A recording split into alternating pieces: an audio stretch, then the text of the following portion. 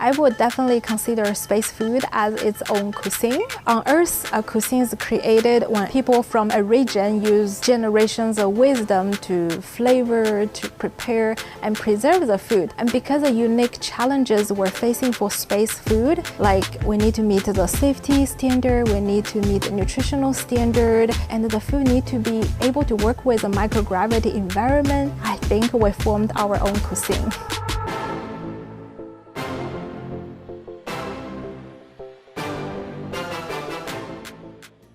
My name is Shulei Wu. I'm a food scientist by training, working in the Space Food System Laboratory. We create and produce space food for various space programs. I'm the food system manager, so I work with our team and also our counterparts outside of the food lab to ensure timely delivery of the space food to support International Space Station and very soon Artemis 2 mission. Many people, when they hear space food, they will feel like yuck. But actually, many of our food products taste pretty good, despite that they need to be low sodium and also need to meet the safety requirement. They're actually tasting pretty good. Food is very important.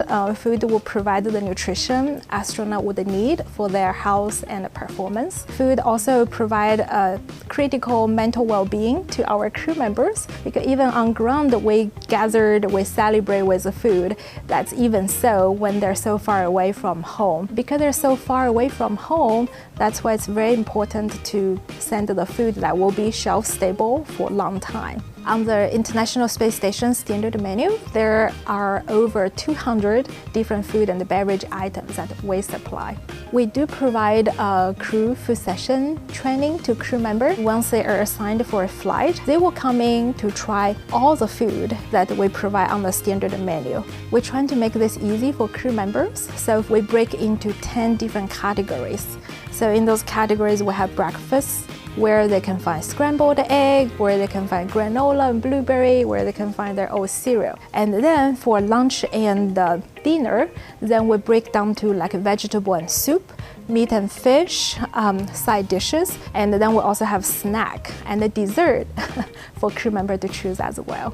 Among the space food we send to International Space Station, there are several major types.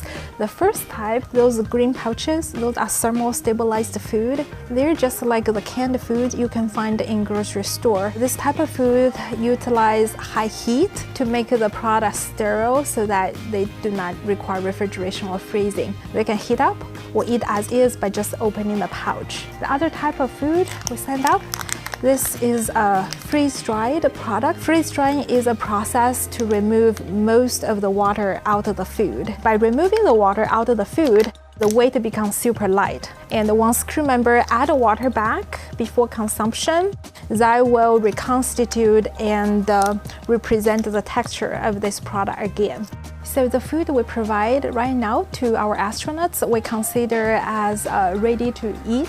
So that means the crew member, all they need to do is either put this pouch inside of the food warmer to heat it up if they prefer to warm, or they add water. If it's a free-dry product, they will need to add water first, and then they can heat up or let it hydrate for 10-15 minutes before they open up and they eat. In the microgravity environment, water is super critical. Water acts like a glue, bonding the food together. And thanks to the surface tension of water, that allow crew member to open the pouch carefully and use a spoon to scoop the food and deliver that into their mouths. Definitely a lot of consideration goes into what recipes to create. First of all, we want the food to be tasting good. If the food not tasting good, then no crew member would want to eat that. And secondly, we also want to bring nutritional benefits to crew members. So we're looking at what's already available in the current food system and what's lacking. My favorite part of this job is really to serve a large purpose. That I'm part of the effort to support human space exploration, so that one day we can go back to the moon and one day we're gonna make our presence on the Mars.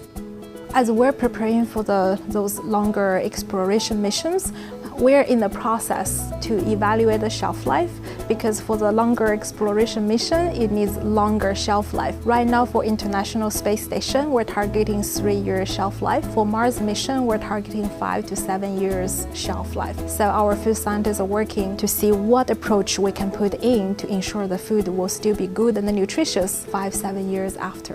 Microgravity creates its own unique challenges, salt and pepper. At home, that's just on our table, salt, pepper shakers. So those crumbs, they could just float. On Earth, they just fall onto the table, fall onto the ground. In microgravity, they can get into equipment, mess with equipment. Therefore, we have to dissolve the salt in water and send this as a liquid salt for them to be used in the microgravity environment. I become interested in food science. 2 reasons. One is when I need to determine which major to choose, I find it's very difficult because I like multiple disciplines. I love physics, I love chemistry, I like biology. It's a hard time. At the same time, there was a big scandal broke out in China. Many baby infant formula companies, they adulterated the formula with a chemical that actually could cause kidney stone and kidney damage. That's kind of the trigger that I realized I want to study more about food safety, and then food science happened to be the discipline that involve multiple different disciplines in that process. I have never thought about landing a job at NASA because I was born and raised in China as a first-generation immigrant. Being able to work at NASA is something for me like too good to be true. I don't consider myself very smart. I'm very hardworking, and I think it's important to discover what is your true interest, your true passion, what subject do you love the most, and then connect this to a career that is making contribution to the society. If you run into some issues and doubt yourself to be the right fit for the STEM field, my advice to you would be, it's okay to have a difficult time. Give it a try, give it a shot. Because as long as you work hard enough, you will find out what you're truly fit for. Don't doubt yourself. You don't know what's your true potential. Go explore, go test it out.